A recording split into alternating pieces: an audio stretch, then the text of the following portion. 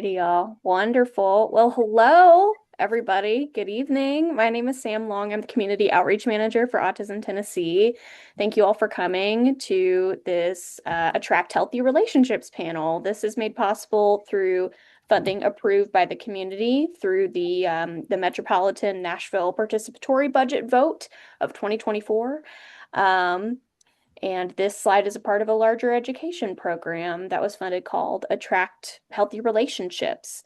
And we'll share some information about that.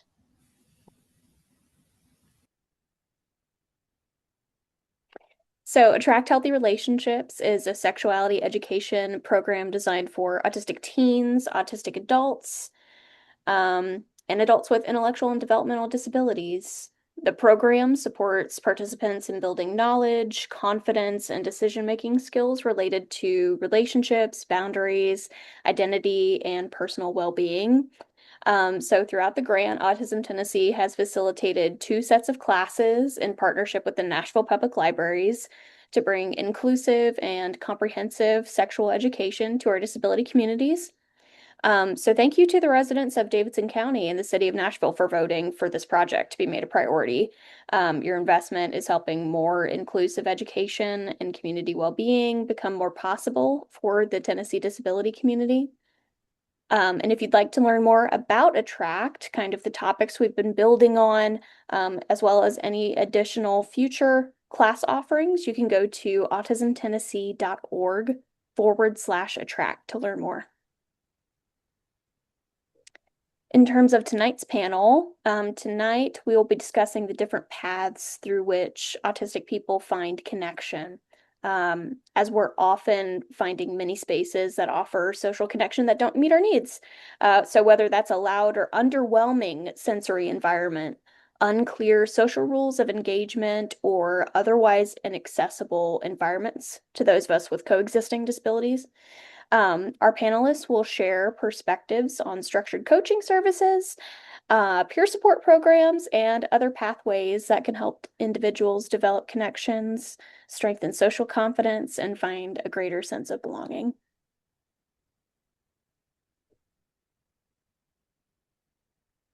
And before we dive in, we want to remind you that we're all coming from Zoom land, so it's a body-mind friendly space. Feel free to stand up, fidget, doodle, move your body, step away, leave your camera on or off, or any other movement that works for you. We're all coming from the comfort of our homes, so feel free to do what you would do normally, but just please keep in mind the session's being recorded for public distribution. And we also want to introduce you to, or if you're a returning event participant, remind you of Autism Tennessee's participation agreements during tonight's panel. We might all be coming from different backgrounds and experiences, so please be kind, create space for diverse perspectives, and understand we're all here to learn together, right? We ask that you stay muted throughout the panel, but you're welcome to use the chat to ask questions. Our communications director, Amy, will be moderating the chat and can flag down any questions or comments, connect you with resources in the chat. We'll invite anyone in the last 15-20 minutes of the panel to come off mute or share any questions they would like to address to the panelists.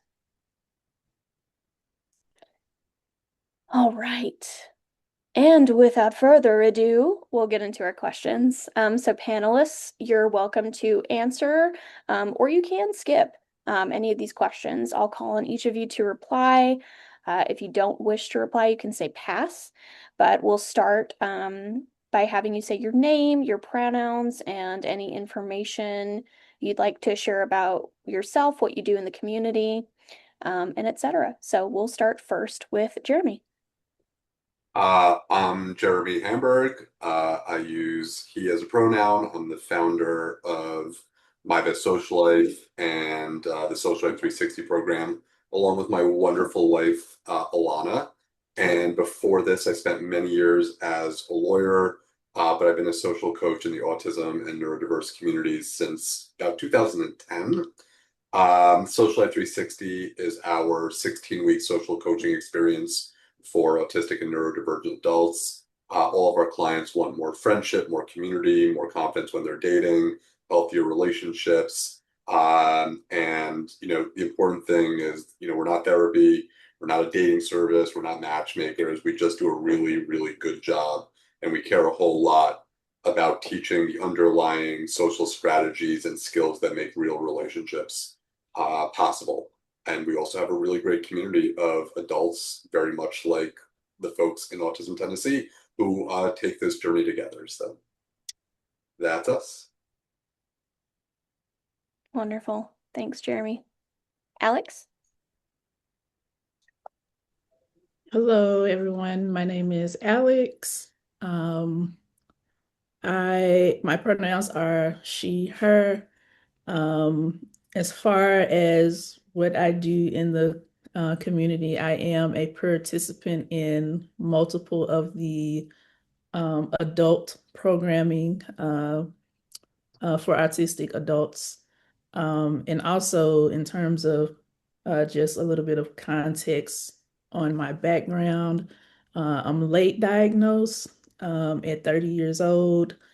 Um, I My background as far as career, I'm a former UX designer. I currently work in the digital accessibility space, so making uh, web content more accessible to people with disabilities. So just a little bit about me. Love it. Thank you, Alex. We're glad you're here. Casey? Hi, everyone. My name's Casey Davis. I use she or they pronouns. I, let's see, have been a participant in a few different ways with Autism Tennessee since about 2022, I think, is when Alex and I were figured it out earlier, because Alex and I actually met each other at our first ever Connect gathering. And so I started out as a participant after finding out I was autistic 5 years ago at age 33. And then soon thereafter, not soon thereafter, but like a year later, was had the fortunate opportunity to join the staff at Autism Tennessee. And I worked as the adult program director from 2023 to 2025. And as of last week, I just joined the board of directors of Autism Tennessee. And my day-to-day work these days, I have a couple other passions in life, and my work these days is working for a global conservation organization to protect land and waters that on which we all depend and help solve climate change and biodiversity loss. And I do fundraising for that organization. And I think that's all. Love it. Thank you, Casey. And thank you for returning. This is the second panel as part of this Attract Healthy Relationship series, and Casey joined us for the first one as well. So welcome back. All right. Thank you, lovely panelists. Good to see you all. Thank you for being here. All right, let's get right into it. So, Jeremy, we'll start with you. This could be an opportunity for you to share a little bit more about My Best Social Life. And I think what we're curious about is how do you know when you're in a healthy relationship? How do you coach folks toward healthy relationships? And what steps, I guess, can you share with the group this time? Yeah, so the purpose of My Best Social Life and our Social Life 360 program is really to help autistic and neurodivergent adults build the social lives that they actually want. So for some people, that might mean friendship. For some people, that might mean dating. For some people, it might mean finding new communities where they feel like they belong or feeling like they're a bigger part of the community that they're already in. This is something that we talked about before together, apparently 2 years ago. And for many people, it kind of means all of those things. And the problem that we're trying to solve is that a lot of people are just given really vague advice. Things like, put yourself out there, just be yourself, just ask questions, just join a group. And it's not that this guidance is wrong, it isn't. It's just that for most people, especially neurodivergent ones, it's not enough because what people really need is that like that next layer, right? Where do I go? How do I find that place? Who am I looking for when I get there? How do I walk up to them? How do I start a conversation? How do I know if someone's interested? What do I do if they're interested? How do I text them afterwards? How do I know if the connection I'm building is a healthy connection? And so just to get to that second part of your question, Sam, a healthy relationship is not just somebody liking you. It's a relationship where you feel safe and respected and heard and valued, and there's mutual interest. You guys like some of the same things, and there's balance in the effort that you put into the relationship, and you're allowed to have your own needs and your own opinions and boundaries and preferences. And something that I'm pretty sure we'll talk about later is, you also don't feel like you need to mask around them and constantly, perform to keep the other people, the other person around you and interested in you. So, some simple signs of a healthy relationship: they ask about you and they don't just talk about themselves. They respect you when you say no. They make room for your interests and for your needs. You don't feel scared to be honest with them. You feel more like yourself around them, not less like yourself. You can talk about disagreements with each other without feeling like you're going to be punished for it. And maybe just most importantly, the relationship feels like it adds to your life more than it feels like it drains your energy. So, kind of steps that are very, very practical when it comes to healthy relationships. One of them is to really decide what healthy actually means for you. Okay. Don't just ask yourself, hey, does this person like me? Ask yourself, do I feel safe? Do I feel respected? Am I a happier person when I am with them than when I'm alone? Another step, look for compatibility, not just chemistry. Chemistry, I like to think of as I'm excited by you, I find you attractive. Compatibility is more like, does this person fit the life that I want to live and the life that I want to build for myself? Those are related, but they're really there's some really important differences. Third step, really make an effort to build relationships around common interests. Shared interests give people something to do together, to talk about. It gives people a reason to keep reconnecting and building that relationship. A fourth step I think is really important. Learn how to keep that connection growing, because one conversation is not a friendship yet. One conversation is not a relationship yet. A match on an app is not a relationship yet. The relationship grows through follow-up and texting and planning and time together and shared memories. Um, Another really important one, use trusted people as a gut check. And by gut check, I mean if something feels off, if it feels confusing, if it feels too intense, if it feels too good to be true, or it doesn't feel good at all, talk it through with someone who feels safe to you. Parent, a sibling, a mentor. So I guess to sum it up, one of the most important things that we teach is don't choose between loneliness and mistreatment. You deserve connection, but you deserve connection in a way that feels safe and respectful and caring. Long answer to a short question. No, we love it. Oh my gosh, Jeremy. That's so many points of wisdom in just our first question of the night. Thank you. Yeah, there are so many things that are resonating here, but what's especially as Amy and myself have run this Attract Healthy Relationships program, these set of classes at the public libraries, something we start to do in the first couple weeks is kind of build this word bank of terms that people associate with healthy relationships. And I'm just hearing a lot of that language reflected back in your Good. answer. So honesty. It means we're all on the Yes. right track, Sam. Yes, absolutely. We are aligned. Alignment is a good one too. Um, but yeah, honesty, consent, which is permission to do something, trust, and those shared interests. Shared interest is a really important way that autistic folks are in relationships. So I'm so glad that that came up as a pillar in healthy relationships. Thank you, Jeremy. You're welcome.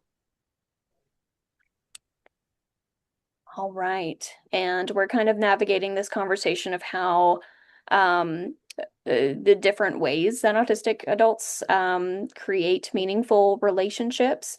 So Jeremy will be talking a little bit more about the coaching side and how he guides people toward that healthy relationship. And Casey and Alex will be speaking more to the peer support. There are a lot of paths to connections, y'all. So these are just two different sides we'll be exploring tonight. So with that, we'll move into the next question, which is about the peer support. Um, so Casey, I'm wondering if you can share a little bit about founding Unveiling Autistic Identity, UAI, which is an Autism Tennessee peer support group for late diagnosed autistic people. Um, Between coaching and peer support, both of y'all's work takes different approaches in helping people. So maybe we can talk through your founding journey with UAI and then also um, how your approaches differ. Sure. Well, after finding out that I'm autistic, I think like a lot of other people who out found out this information later in life, it kind of becomes one of our own new special or dedicated interests. And we get super deep into it and learning about ourselves. And then what has been most like therapeutic for me has been hearing other autistic people talk about their lives and having shared experiences that resonate with me. And it just helped me put together a lot of the pieces for myself and then be able to start telling my own story in a way that felt uh, just connected for the first time and not like so disconnected. So that's kind of what we did back in 2024 when we launched the new Unveiling Autistic Identity community group through Autism Tennessee. And Amy was like part of that whole process of creating that community group. We facilitated it together for a while, and it started out as an online community group where every month we had a different topic that we discussed, and it was basically, a facilitated community discussion where there was no like leader or anything. It was really just people coming together and having a topic for us to share our experiences. And it was we started out with a small group, and over time it ended up getting, I don't know how many people are technically part of it today, but when in 2025, I think we had over 150 people coming to the monthly online gatherings. And when we started having these online gatherings, people were like, oh, wow, wow, I just feel like my story is, I feel connected to people for maybe one of the first times in my life. We should meet in person. So Autism Tennessee applied for a grant so that we could fund in-person outings, and we did like reached out to the community and asked what type of activities we wanted to do. And so we had monthly outings into the community and did different activities, and folks could choose, if was a good fit for them. We always try to be very upfront about what to expect before each outing. So, what are the sensory experiences going to be like? What's the parking going to be like? Just because a lot of times, like even in my own life, I didn't go do things because I didn't know what to expect. And it was kind of overwhelming. So I just didn't go even though I wanted to very much. So that is how we started Unveiling Autistic Identity. And over time, people have made friends. They hang out outside of the community group space. We, get together and, different times throughout the month and then have our larger group peer support. So there's overlap between us providing peer support to each other and us being friends with each other. Not everybody's going to end up being friends with each other outside the peer support group, but there's overlap, and I've definitely made friends through it. And um, then I think that's about it. Thank you, Casey. Um, yeah, that group has been so important. There are a lot of adults just in the world, but in our state who just kind of fly under the radar, right? I was one of them. UAI might have been one of the first groups I connected with as well, Casey, so that's great. Um, but yeah, I love how you're kind of addressing the second part of the question, which is what does this peer support group do to help autistic adults build healthy relationships? And something I heard you say was you kind of remove some of the existing barriers, like you prepare people, you let them know what to expect so that they can either bring things to accommodate themselves, like sunglasses or headphones, or they can make a decision, right? That informed consent. Um, so I love to hear that this group helps people build healthy relationships by removing some of the barriers, like giving them information, helping people be prepared. That's really important. Do any other strategies or tangible tools come to mind with peer support that we Well, might the not one thing find that with came to mind traditional is setup? definitely the participation agreement. When people come together, Amy, you might remember the um I forgot the name of it, but it's the steps to creating a community. Your first, like, there's different stages. There's forming, then sometimes there's storming, which leads to norming. Ideally, you'd norm and then you wouldn't storm, but it happens and you got to deal with it. And then you can learn from those experiences and you can create new norms that then we all agree to so that we can avoid those storms in the future. And it helps with setting expectations and making people feel safer. Tuckman's theory of group development. Thank you, Amy, which Amy introduced me to back in 2024. Yes, the shared interests at work, the shared resources. I love that. Thanks, Casey. And Jeremy, I'll toggle it back to you. So we've been talking about peer support, and kind of how do we equip autistic people to help them build relationships. So what are the tangible tools? What are the strategies? Would you be able to speak more to the coaching side of things and how you help folks with that? So, sure, I guess I would say Alana and I take pride that our approach is really structured, really practical, and very real world.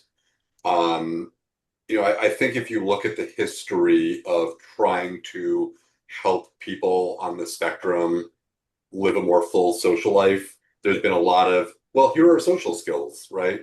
Let's pack into a classroom for an hour and a half and talk about them. Um, and I don't know if that's moved the needle for a lot of people. I don't know if that's really created the type of change that is necessary. So, what Alana and I have done with a lot of consciousness and a lot of heart is we built a program that really helps people navigate actual social situations that are meaningful in their lives. And one thing that we're really good at, and for anyone who's seen our webinar or whatever knows this, we're very good at breaking down social situations and social strategies into formulas and diagrams and very clear steps. And as far as I can tell, actually, we might be the first people in the world who broke down flirting into a formula. I don't want to say that definitively because I can't prove it, but I've never been able to find anyone else who spent 15 years figuring out how do we make flirting into a formula. And we also know, as I said, that our clients are just pretty sick and tired of being, like talked at and being taught how to, fake being neurotypical. So we really built this program in a multi-layered ecosystem sort of way because we wanted our clients to have online trainings that they can watch whenever they wanted. We wanted them to have private coaching. We wanted them to have group coaching. It's really, really powerful. We wanted to give them exercises to gain some mastery over what they're learning. And we actually now have 31 virtual communities for our clients. We have, I think, 9 or 10 location-based virtual communities, including our worldwide community. And we just launched 21 virtual communities for everything from anime to Marvel to Dungeons and Dragons, Minecraft. We have a women's group, uh, travel, cooking. So, those are a really important part of not just learning, but feeling connected. And through it all, Lana and I felt that there were 5 really big milestones that are super important in building a social life. And so that's what we wind through over the course of our program. Number one is you have to have social confidence. If you are not confident in your abilities and you don't have confidence in yourself, all the strategy in the world means absolutely nothing because you're not going to go out and use it. So that's important. We also think it's really important to understand compatibility, what green flags are, what red flags are, who belongs in your life, and how do you stay safe? Because we don't really think about it very often, but there are actually 5 types of safety involved in being part of a community and a friend and even dating, right? There's physical safety, sexual safety, emotional safety, financial safety, and legal safety. Those are all important things. We teach our clients how to find their community or how to make more use out of the communities that they're already in. That's huge. We help demystify body language and social cues. That's where this whole mathematical formula around flirting comes from. And lastly, and maybe most importantly, how to build those one-on-one relationships. Because I think looking back on my 17 years of coaching, I've probably been asked every single day, what do I text to this person? How often do I text them? When do I text them and what do I do if they don't reply? And, the fact of the matter is those things are pretty standard. And so, we teach that and then how to follow through. So I'll leave it at that and see where the answer takes us. Yeah, thank you, Jeremy. Like there's so much detail, right? And so many things that have a lot of different rules. Like it could be that with the texting specifically, that someone just forgot or got busy. And it doesn't mean that they didn't want to talk to you necessarily. Um, yeah, and so many rules. Like, do you double text someone? Like there are so many questions around that. Um, So I'll just, Sam, just if I could follow with something very practical. We have a very cool rule in the program. It's called two straight and wait. I came up with it. It's kind of catchy. And the idea is that you can reach out to someone 2 straight times as long as what you're saying is appropriate, but you can't reach out to them 3 straight if they haven't responded, right? Because now we are straying over the line into not just being inappropriate, but potentially being harassing. So that's a very, very concrete rule that we teach our clients and that we tend to abide by ourselves even in our business, right? You reach out to someone, yeah, they might be busy, yeah, they might have missed it. You reach out to them a second time and they don't respond. Now we need to think about whether there's something more going on.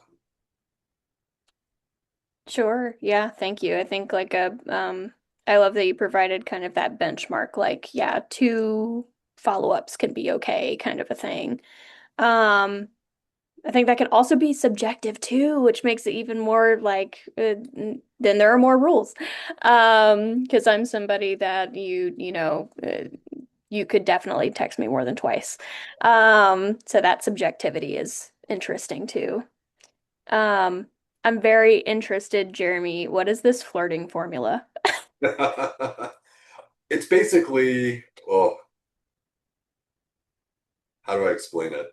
It's it explains how to read and react to a situation. So it builds on our module on how to spot someone's indication of interest. So if someone laughs with you, or you share like a warm moment, or even you share something really touching and sad, right?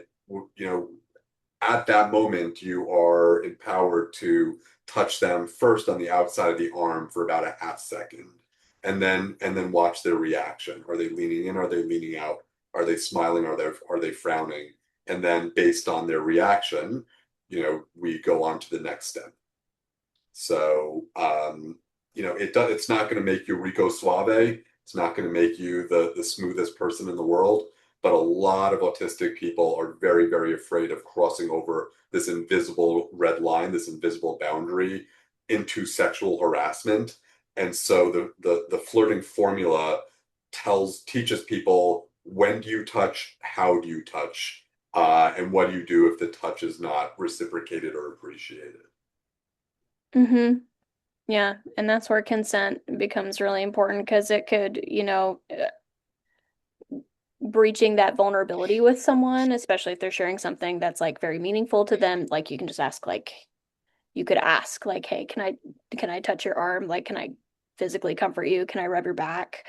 Um, yeah, that physical closeness can be really meaningful to people. And you bring up a really important topic because, what you're really talking about is the difference between implied consent and verbal consent. And certainly in the neurotypical world, verbal consent is very, very rare, right? People who don't struggle with social cues are fairly adept at reading implied consent. If I touch the outside of your arm, and then you touch the outside of my arm, or you put your hand on my leg, right? That's implied consent for me to do it again or do something else. And when someone is neurodivergent and they really struggle not only with reading the cues, but being afraid of breaching a rule or a law, right? We need to have a more objective way of teaching flirting so that we're not asking them to rely on their instinct. Yeah, thank you for making that important distinction, Jeremy. Thank you for making it. I love how much we're learning together. These panels are so meaningful. Thanks again. Alrighty. With that, I think we'll transition into our next question, toggling back towards peer support. We'll just do this kind of tennis this evening. So Alex, if you'd like to answer this question, I'm wondering, like, what does peer support mean to you? You can talk a little bit about your experience with UAI or other peer support you've received. Um, I would say for me, peer support means like being a part of a community, which the peer support programming that I've participated in with Autism Tennessee has given me the opportunity to do that. Um, I've been participating in the program for about 4 years now. It's where Casey and I we met there, and as she said, that there's like overlap from that peer support into friendship, and that's definitely happened with me and her, as well as a few other people who participate in the programming. And also, it gave me the opportunity to kind of, I moved to Nashville from my hometown. So when I moved here, I didn't know anybody and I didn't have people here, like, in person, that I could reach out to. So it gave me the opportunity to, have in-person socialization with, people in the autistic community and for adults, which is rare because you don't really see that a lot. Autistic programming that focuses on providing like social things for adults. So that's been really good to see. And also, this is kind of like I guess, a sidebar, but just meeting the different people in the programming and interacting with them, like it just gives you a sense of like understanding and just looking at people for who they are and what they deal with on a day-to-day basis. And I take that back to the work that I do, since the work that I do involves helping people with different disabilities and whatnot. So that's something that has helped me with as well. And also transitioning from like the peer support part of it, like I've also become a volunteer. So it's given me the opportunity to kind of do other things that I probably wouldn't get a chance to do. So that's been really cool. So for me, I would say just giving you the opportunity to be a part of a community, uh, being able to contribute to something as a volunteer, being able to make friends with people that you have things in common with. So yeah, that's what it's meant for me. Alex, what a beautiful answer. I love that. And I mean, something that you and Jeremy have both talked about today is like the online space and being able to learn in community. Like he's talking about hands-on, um, like community calls where they talk through situations, and you're talking about this peer support group, that you take what you've learned back into your community, and that's ultimately what all of this is about, right? Just being able to learn and then help each other because we take care of us.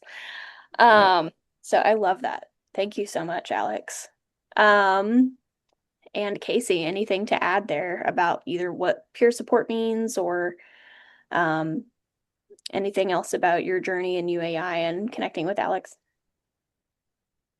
Um, I don't think I have much more to add beyond what has already been shared, other than not maybe this isn't really related, but as Alex was talking, I was just thinking about how special is it to have an organization that you like, a relationship with an organization that you care so much about, and these people that are also as invested in it.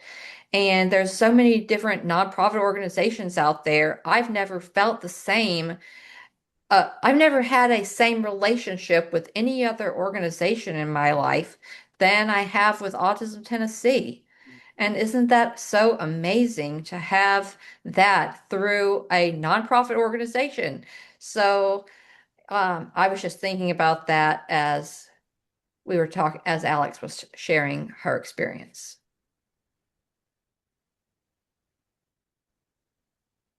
Thank you, Casey.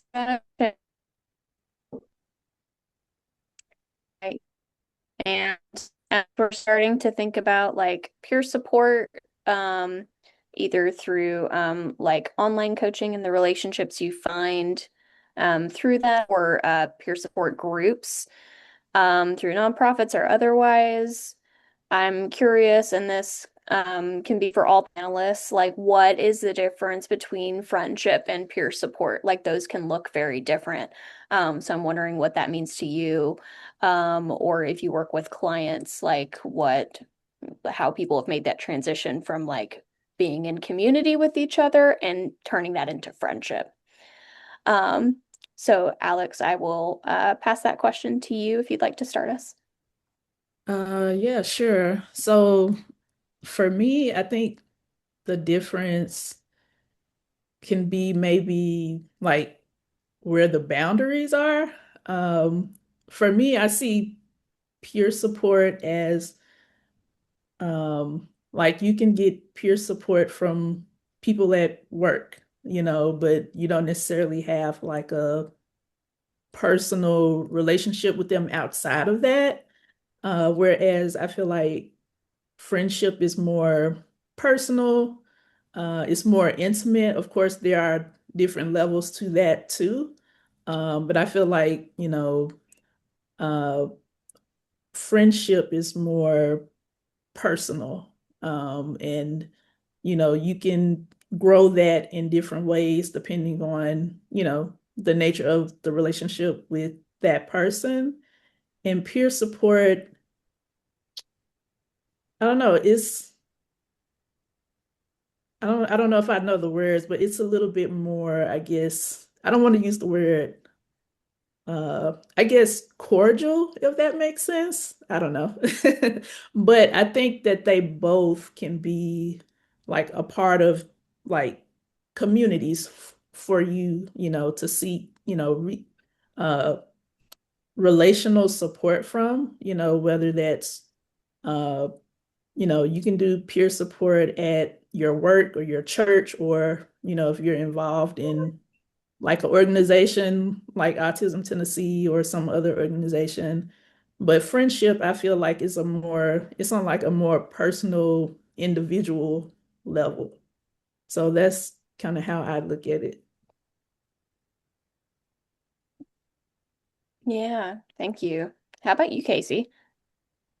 Well, a lot of my friendships started by talking about our shared experiences through Autism Tennessee, um, because that's how we first connected. And then it's feels very exciting to like explore other things with someone and to see the transition from having connected initially through a peer support group around a specific topic, and then now, you know, going for a bike ride with Alex and enjoying, a day out at the park and getting to see all of the fancy hats at the steeplechase that day when we were riding our bike, and sharing an interest around bike riding. And then, so that's exciting to see those types of relationships turn from peer support into transitioning into something more like a friendship.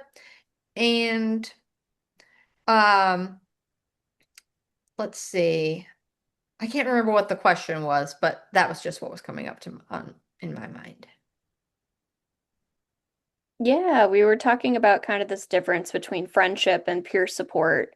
Because I think being in community with people and being in a peer support group, for example, or even like a shared community call can be very different from actually having a friendship with somebody, which might be a bit more intimate. You might talk more regularly, like you and Alex have come to do. You might invite people out to events, kind of that more personal type of relationship. We're talking about just the difference between those two relationships.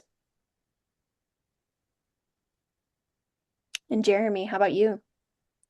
I loved Alex and Casey's answer. It's such lived experience. So I'll just, I guess, take the academic side of things and say that, from my perspective, friendship and peer support absolutely can overlap, but they're not the same thing. When I think about peer support, I think about um, a relationship built around shared goals, around a shared space. There may be structure to the relationship or a specific purpose. They're encouraging each other, they're learning from each other. I like the word that Alex used to describe friendship, and you as well, Sam, which is that it's more personal. It's less about support and more about, I guess, the relationship itself. It's about building shared memories and building a long-term bond. And you choose each other in a friendship, and you enjoy each other because you're sharing your life with each other, and not just this one issue that maybe brought you together.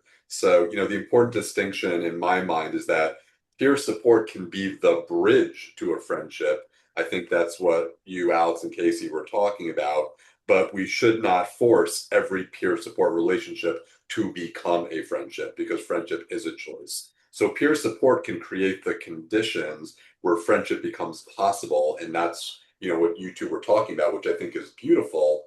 Um, and then friendship grows when two people genuinely choose to show up for each other. Yeah, I love that so much because um I think you were mentioning it earlier, Jeremy, where just because you text someone once doesn't necessarily mean it's a friendship yet, Yep, right? yep. Um, so just because you join a peer support group might not mean suddenly you have 15 friends. You know what I mean? Like you said, the peer support group is the container, not necessarily the thing, the friendship. Yeah. I like that framing. Nice. Very good. I love that. I think that can be a misconception with any kind of peer support group centered around kind of shared identities is that we're all going to immediately be friends with each other just because we have a shared interest, which isn't always the case. So, further to some sentiments Jeremy was sharing earlier, um,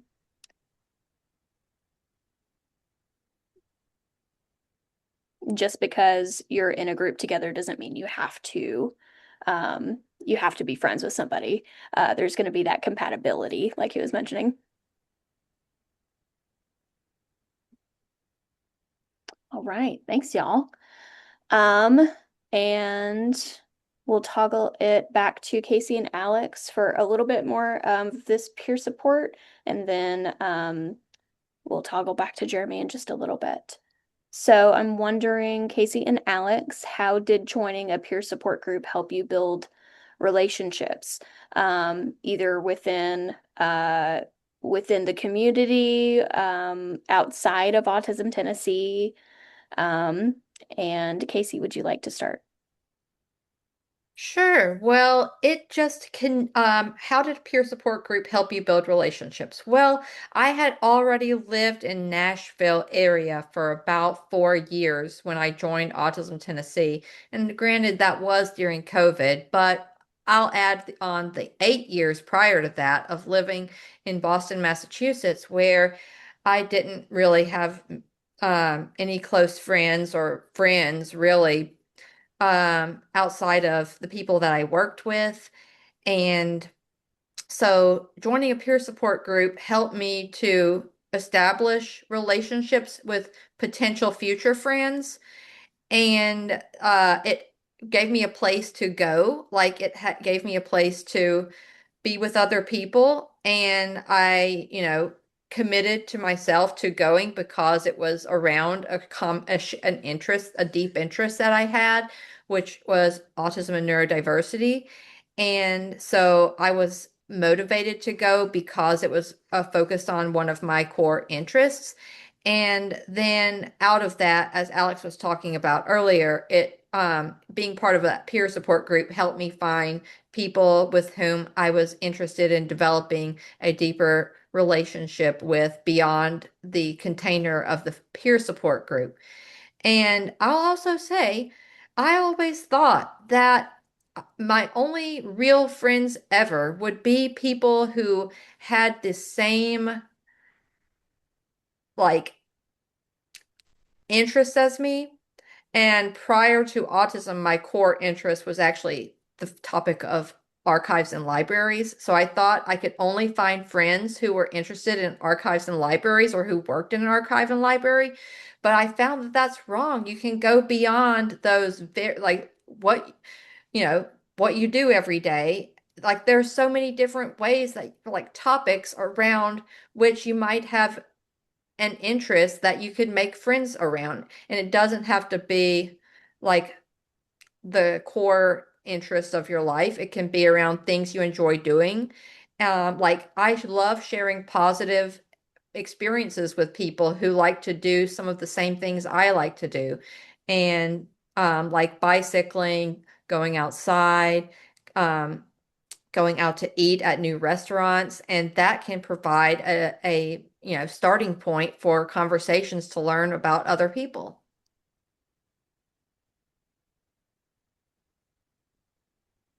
Yes, thank you, Casey. I love that you mentioned that the shared interest can be a jumping off point, but that ultimately there can be, people can have different interests and you could still find a connecting point, right? I love that. How about you, Alex?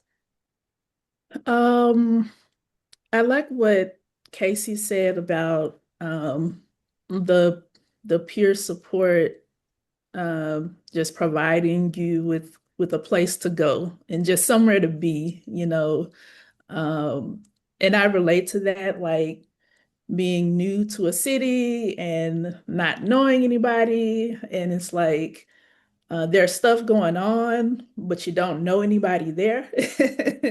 But the peer support groups, um, like over time, you kind of start to look forward to them because you become familiar with the people that you see there and you get to know them over time. So I think that's a big part of it, just like providing that opportunity to like be in community with people that you share something in common with, whether it's like finding out late in life that you're autistic, or maybe there's some, um, hobby that, you're hyper focused on, and maybe they have a hobby that they're hyper focused on, and you can talk about that. But just providing like those opportunities for connection. I think like when you're younger, like sometimes like you make friends not because you have stuff in common with a person, but because of the proximity, of being in the same place at the same time, like over a period of time. And I feel like the peer support programming kind of provides that to some extent for the people who participate in it, like just that proximity, which I think is a good thing. And I think a lot of neurotypical adults might struggle with that too, just not having those like opportunities. Like once you become an adult, like you're not going to school anymore, and like you may not be friends with the people that you work with like that. But outside of that, you don't really have a lot of those opportunities as an adult.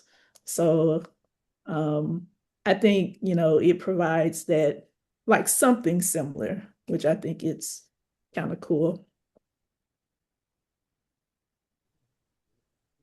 Yeah, thank you, Alex. That proximity, like you said, that structure can be really important to folks. I mean, you shared your experience like arriving to a new city and like not, being able to find those connections easily.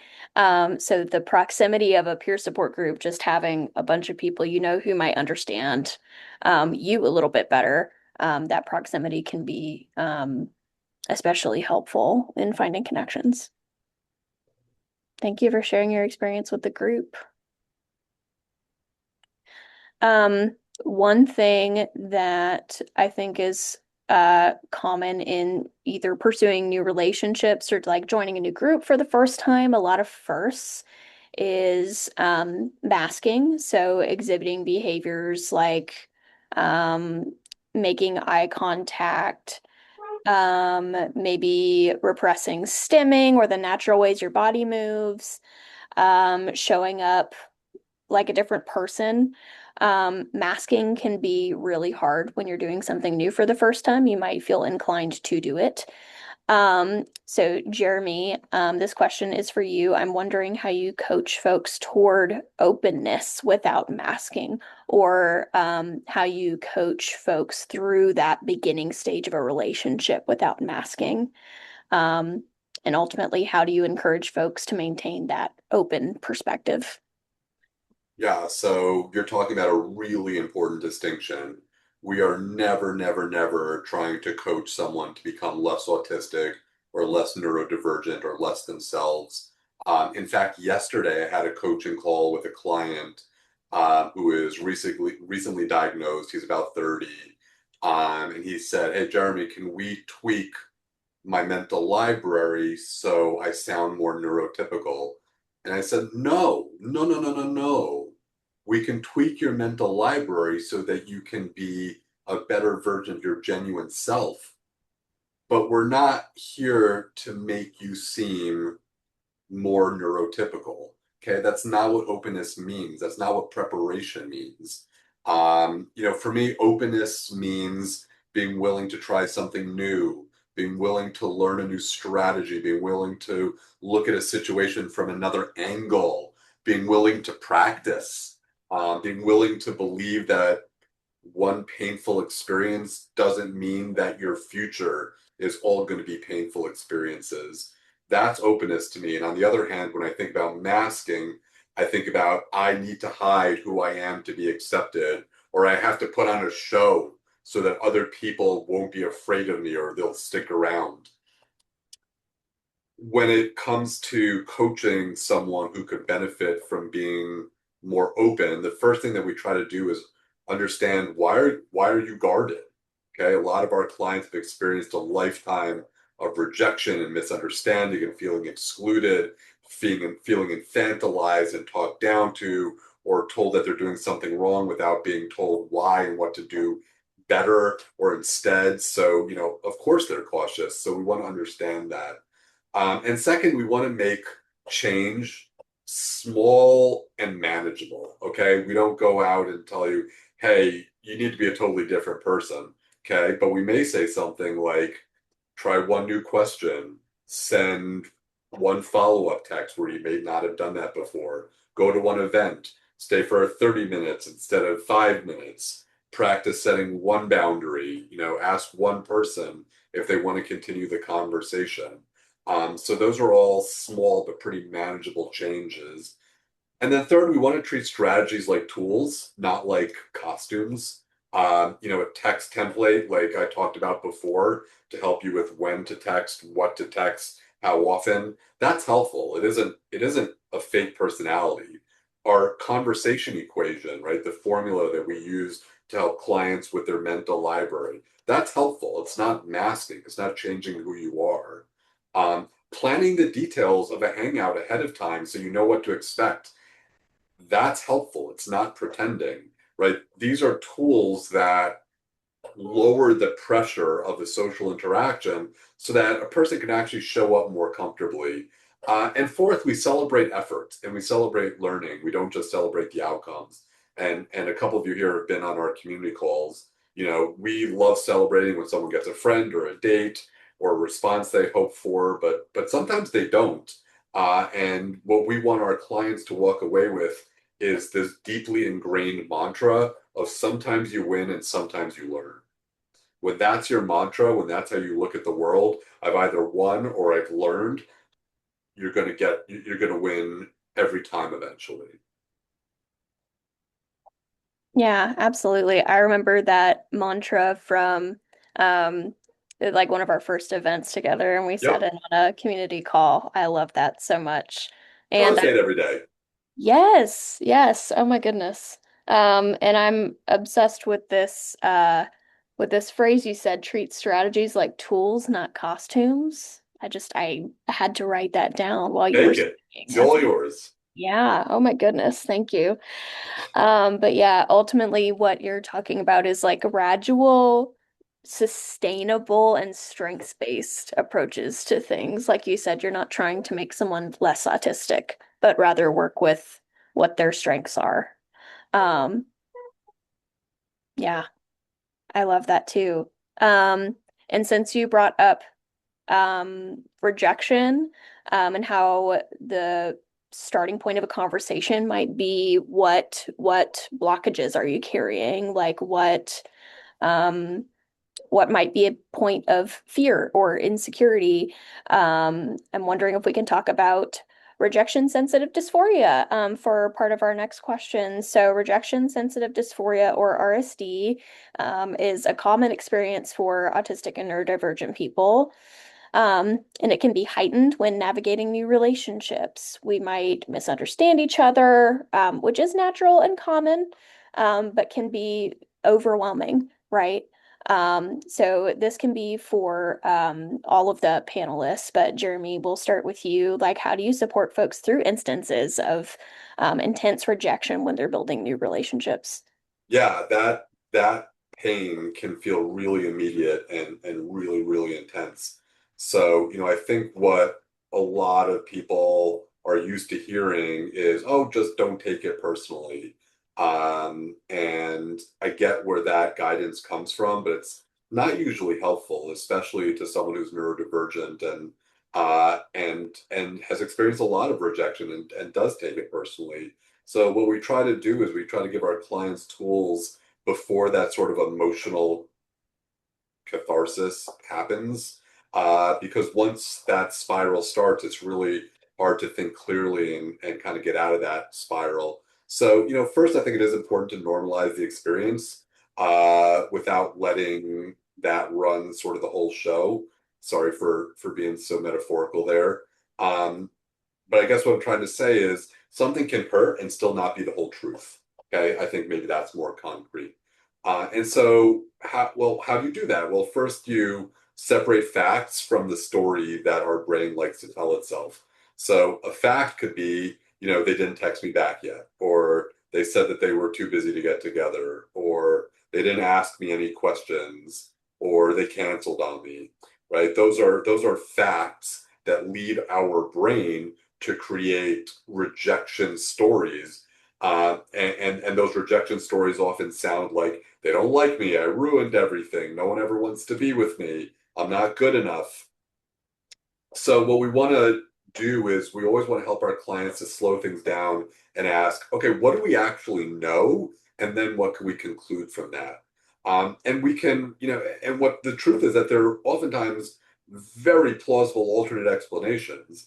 Maybe they were busy, maybe they were overwhelmed, maybe they're just not texters, maybe the connection that they have with you is just not strong enough yet, and you feel a stronger connection with them.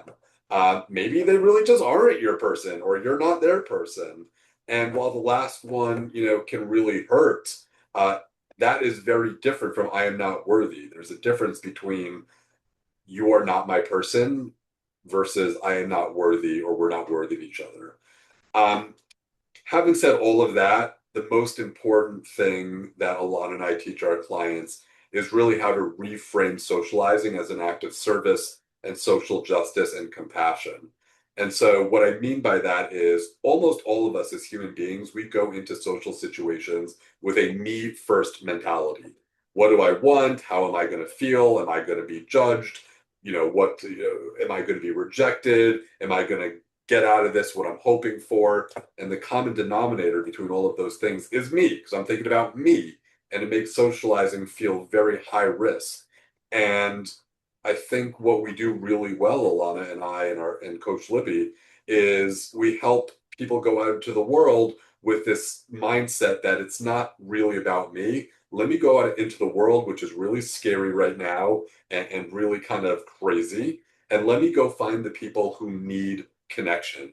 And if I go out into the world looking to help people and I give people what they need, I will get what I need in turn. And so the beautiful thing about taking that perspective is that when you go up and talk to someone, for example, and they're not interested or they say no, thank you, that's actually a gift. That is not a rejection. It is a gift because you are going out into the world trying to help people. They are saying, I don't need your help. Thank you very much. And they are opening the door and opening the opportunity for you to move on to the next person and ultimately to find the person whose life you are going to change and who will change yours in response. So that to me is the best way to deal with rejection, right? We're not talking about it as rejection. We are talking about it as a gift to move on to someone who does need our light and our love. Wow, thank you, Jeremy. Yeah, that reframing piece is huge. Can be so transformative. I'm especially moved, and I think we got some reactions in the Zoom as well. Just how transformative that can be to shift, right? From me to how can I build up the community I'm entering into. Yeah. Wow. Thank you.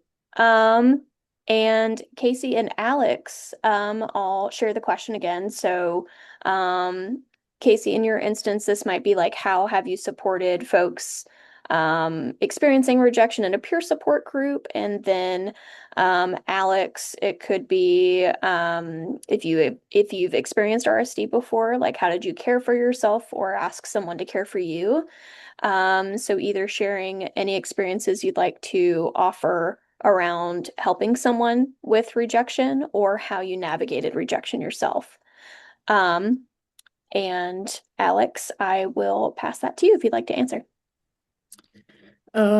Yes. I'll try to answer. Sure.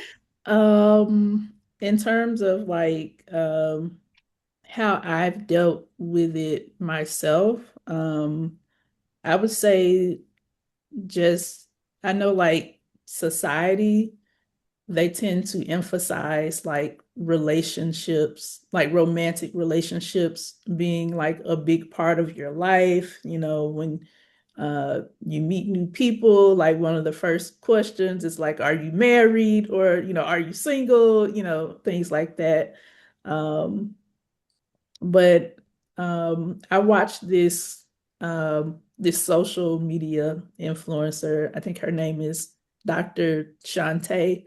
She's a psychologist, and she talks about like if you look at uh, what people emphasize in life, like as a pie chart, is three things. And like there's like the spouse, and then there's which is like the romantic relationship, and then there's the children, and then there's friends. And like life is just about these three things. And that's a myth because not everybody's going to get married. Not everybody's going to have children. And, like that, it's a myth. There's more to life than putting all the focus on romantic relationships. And of course, I mean, if you want it to be a big part of your life, I mean, if you choose to make it a big part of your life, that's fine. But I think part of helping to manage what is it called? Rejection dysphoria is having a full, well-rounded life, having hobbies and focusing on things that, you enjoy. Um, and you'll find if you focus on those things, you might meet somebody and develop a relationship out of that.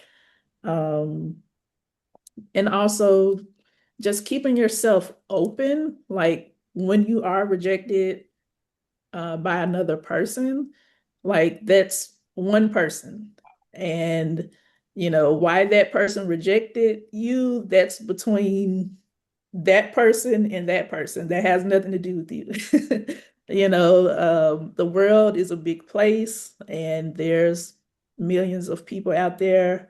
And also, like when meeting new people, not being focused on like, am I gonna meet somebody that I want to date? Because it's not always about that. It's just about getting to know people and having fun, and just finding common ground or common interest in, whatever that may be, and not having a lot of expectations. Like I go into situations where like I just leave myself open to explore whatever's going to happen. I don't really go into situations with, like I'm going to walk away with this many new contacts, or I'm going to make a new friend. If it happens, it happens. If it doesn't, it doesn't. I just kind of just try to stay open. So um, I hope that was a good answer.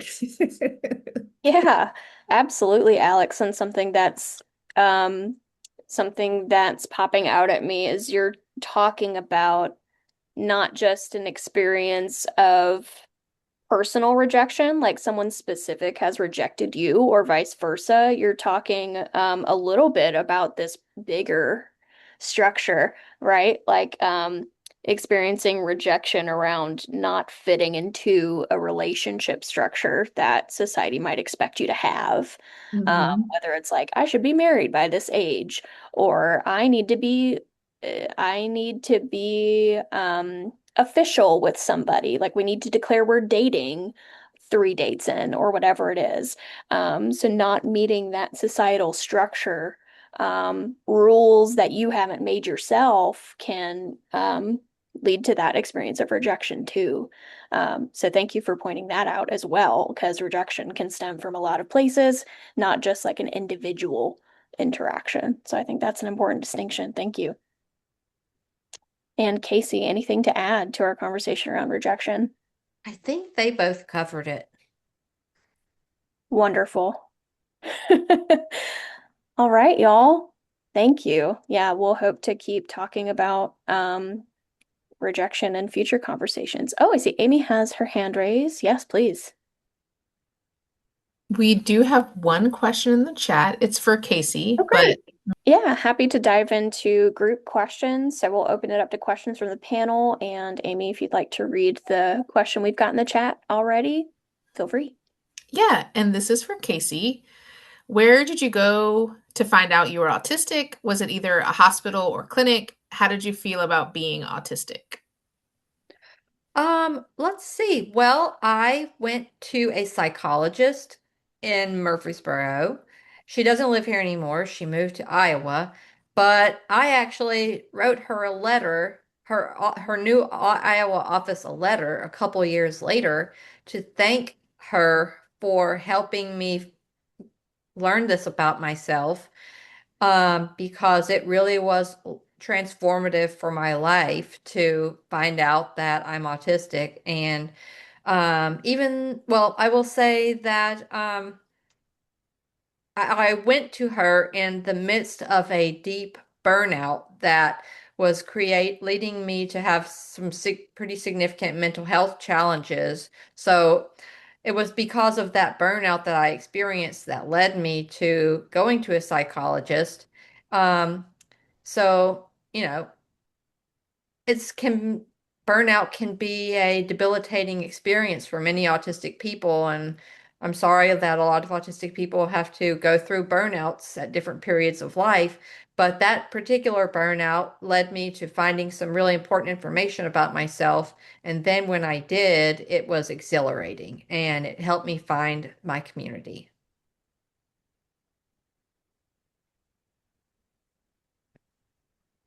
Thank you, Casey, for that response.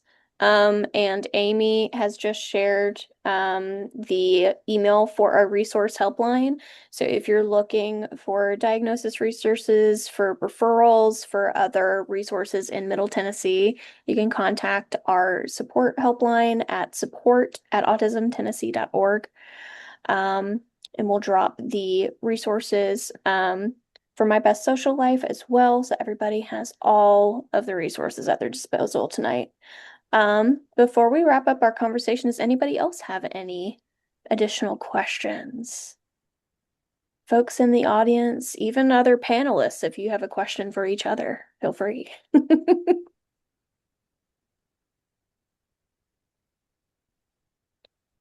No is a perfectly acceptable answer as well.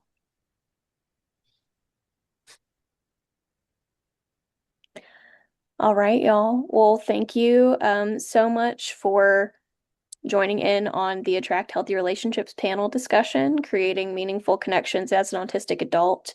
This will be distributed through our YouTube channel at a later time, as well as panel 1 about cross neurotype communications. So please keep an eye out on that. We'd like to thank Jeremy of My Best Social Life for joining, Casey and Alex for joining us on our panel tonight. But thank you, everybody, and that is where we'll end the discussion for today. Thanks, y'all. Thank you so All right, much. thank you.